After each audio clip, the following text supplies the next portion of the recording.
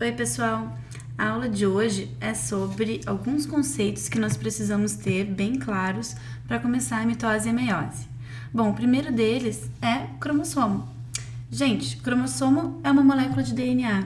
Uma molécula de DNA é aquele ácido nucleico composto por nucleotídeos. Nós já conversamos sobre eles lá nas aulas de bioquímica. Então, assim, uma molécula de DNA, ela tem uma grande importância, porque é na molécula de DNA que estão inscritas as principais informações para a construção das moléculas que formam o nosso corpo, enzimas, proteínas, né? Então, assim, essas receitas, né, que existem nas moléculas de DNA, a gente chama de gene, tá? Então, o gene, na verdade, ele é um pedacinho da molécula de DNA, certo? Então, assim, num vídeo anterior, nós conversamos que os seres humanos, eles apresentam 46 cromossomos. Cada um desses 46 cromossomos, cada um dessas 46 moléculas de DNA tem pedacinhos, né? E cada um desses pedacinhos pode ser um gene responsável pela produção de alguma coisa no teu corpo. Uma proteína, uma enzima, qualquer coisa assim, certo? Vocês provavelmente já devem ter visto nas questões de genética as seguintes designações: cromossomos autossômicos e cromossomos sexuais. Os cromossomos autossômicos são todos os cromossomos responsáveis por características do teu corpo, construção de estruturas não sexuais, né? Por exemplo, os cromossomos sexuais são responsáveis pela diferenciação das gônadas femininas e masculinas, né? Diferenciação de ovários, diferenciação de testículos, né? De órgãos sexuais, produção de hormônios masculinos, produção de hormônios masculinos e femininos, e assim por diante. Geralmente a gente diz, no caso dos seres humanos, que o cromossomo sexual feminino é o X e o cromossomo sexual masculino seria o Y, certo? Então, na verdade, o único cromossomo que é restrito, né, ao sexo é o Y, porque ele tem um gene que nós chamamos de gene SRY, responsável pela masculinização, né? Mas homens são XY e as mulheres são XX, tem 2 cromossomos X para iniciar a diferenciação sexual feminina. Então, os cromossomos autossômicos têm os genes responsáveis pela formação de várias outras coisas, né? Por exemplo, proteínas como a queratina, como a insulina, que é um hormônio responsável pelo transporte de açúcar no nosso corpo, que tem em homens e mulheres, né? Então, características não sexuais, que tem a ver mesmo com a existência da pessoa, com a sobrevivência dela, tá? Então, são características mais gerais, certo? Nós temos 22 cromossomos autossômicos, certo? Desculpa, nós temos 22 pares de cromossomos autossômicos, certo? Só um dos nossos pares, né, vai ser o par sexual. Bom, a gente já falou de um gene aqui. O gene SRY, eu falei para ele que a função dele, né, é desencadear a masculinização em homens. Então, assim, pessoal, genes, na verdade, são receitas, são pedacinhos do DNA que tem por função comandar a síntese de alguma proteína, tá? Então, escreve aí comigo que o gene, ele tem, coloca entre aspas aí, uma receita, tá? Ele é uma receita para a produção de alguma coisa. O alelo, pessoal, seria a variação dessa receita. Vocês já devem ter ouvido falar em alelo dominante, alelo recessivo, o tal do azão, do azinho, né? Então, assim, o alelo é a variação do gene.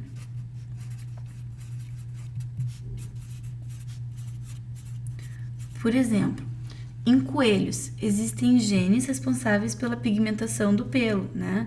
Vocês já devem ter ouvido falar em coelho chinchila, coelho albino, coelho himalaia, coelho selvagem, né? Por exemplo, o coelho selvagem é um coelho que tem o pelinho mais marronzinho, né? E o coelho albino é branquinho, né? O gene é o mesmo, a receita é a seguinte: a receita é pigmentação do pelo, né?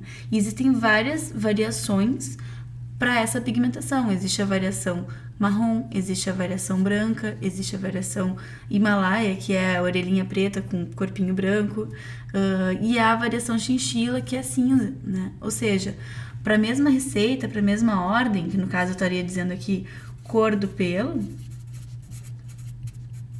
eu tenho pelo menos 4 alelos possíveis, né? Um caso de polialelia, de alelos múltiplos, né? Eu tenho desde o marrom, que é o selvagem, né?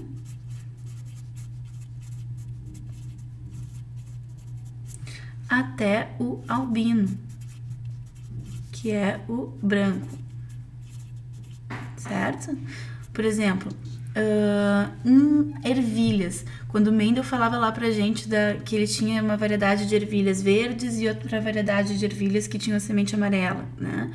Quando a gente cruzava essas duas ervilhas, tinha uma variação que era dominante em relação à outra, né? Quando cruzava a ervilha amarela com a ervilha verde, geralmente a gente obtinha muito mais ervilhas amarelas do que ervilhas verdes. Então, o que a gente tinha? A gente tinha uma variação do gene cor da semente, né?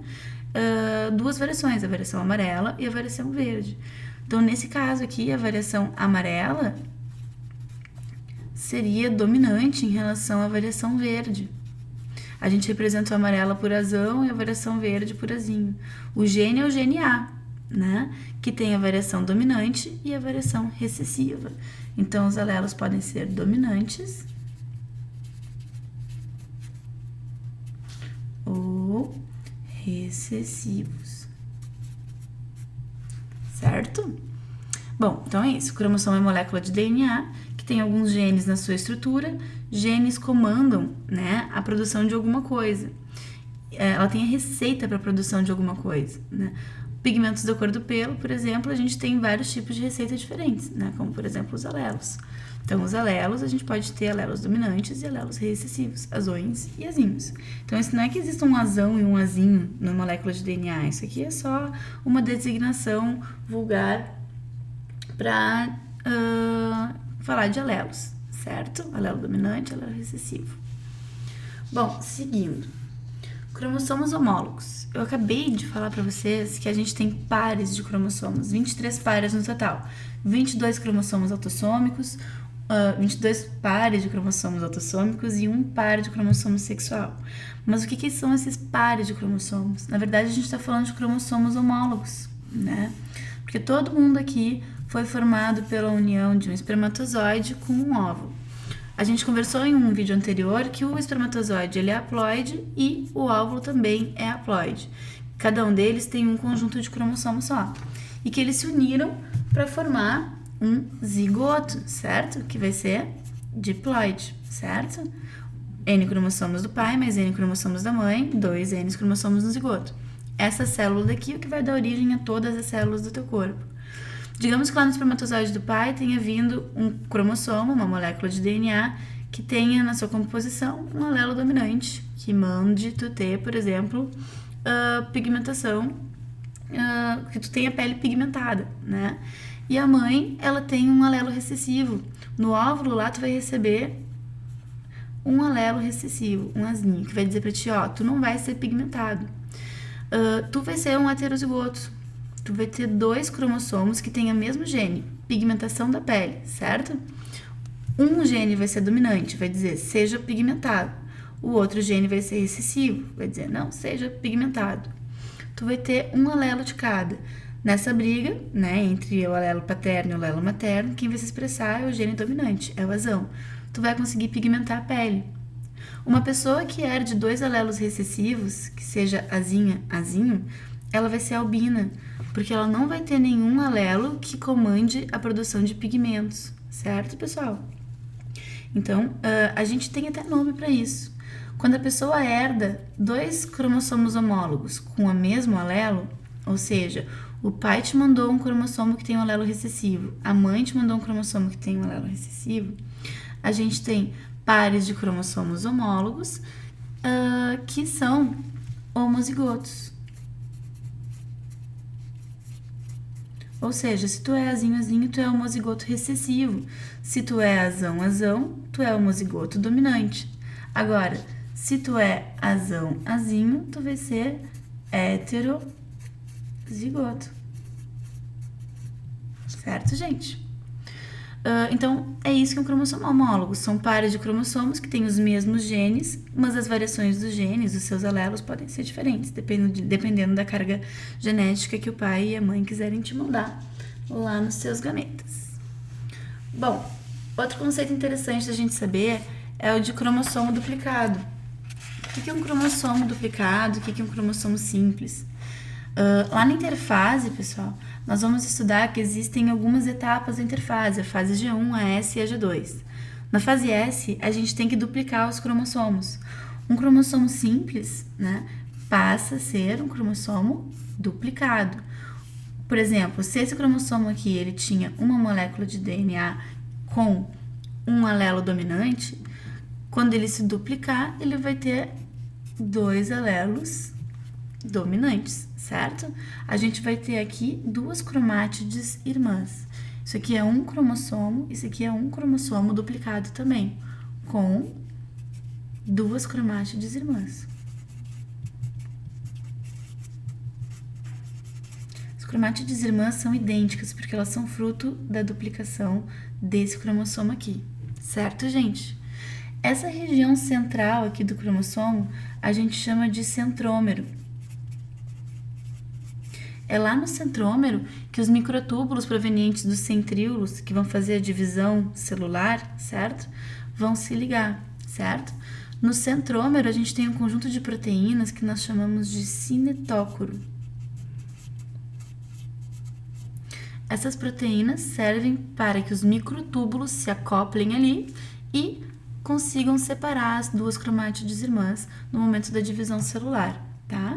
Então, é no centrômero que nós temos o cinetócoro, conjunto de proteínas onde os microtúbulos vão se ligar durante a divisão celular. Isso é um cromossomo simples e este aqui é um cromossomo duplicado. Por fim, mas não menos importante, a gente tem alguns conceitos assim que costumam causar bastante confusão no vestibulando, né? Em qualquer pessoa, na verdade, que comece a estudar citologia, porque as palavras são muito parecidas. Centrossomo, centríolo e centrômero. Centrômero, nós vimos que é essa região central aqui do cromossomo. Centríolo, pessoal, nós já estudamos lá na citologia. É uma organela formada por microtúbulos, né? Que é uma organela perpendicular, direitinha, que fica lá no citoplasma. E ela fica, pessoal, numa região do citoplasma que a gente chama de centrossomo, certo? Então, o centrossomo é uma região organizadora de microtúbulos. Ele vai organizar os microtúbulos de maneira a constituir centríolos. Certo, gente? Beijão, até a próxima aula.